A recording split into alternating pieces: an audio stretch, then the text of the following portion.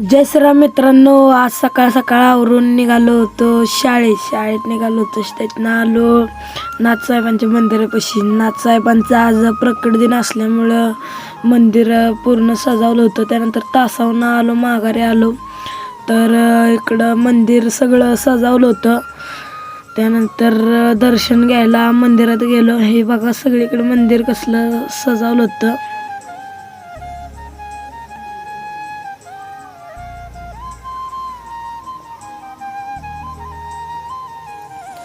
थांबा म्हणला पण आता दर्शन घेतो. तिथं गेलो तर आदित्य भाऊ काय पडूनच होता मंदिरात. त्यानंतर हे बघा गाभाऱ्यातलं दर्शन. त्यानंतर पोरं म्हणली सगळी चला मंदिरात जाऊ, देवळात. त्यानंतर ही बघा सगळी वर्गातली पोरं होती तर. त्यानंतर आलो देवळात आलो. इकडं महाप्रसाद बनवायचं चालू होतं.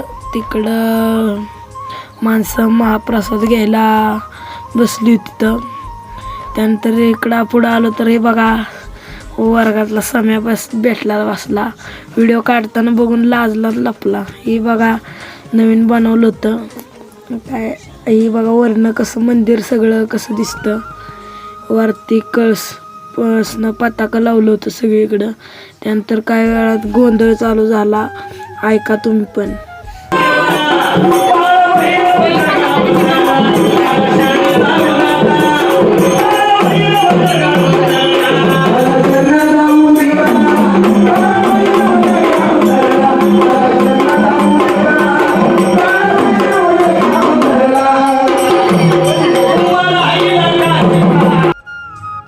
त्यानंतर गोंधळ झाला की लगेच भजन चालू झालं.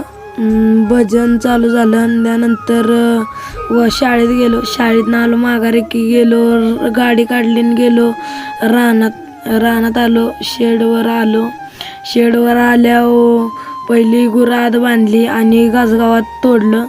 त्यानंतर बापू आलं तर त्यांनी मग कुट्टी केल्यानंतर मग सगळ्या वासरांना रतीप ठेवून घेतला.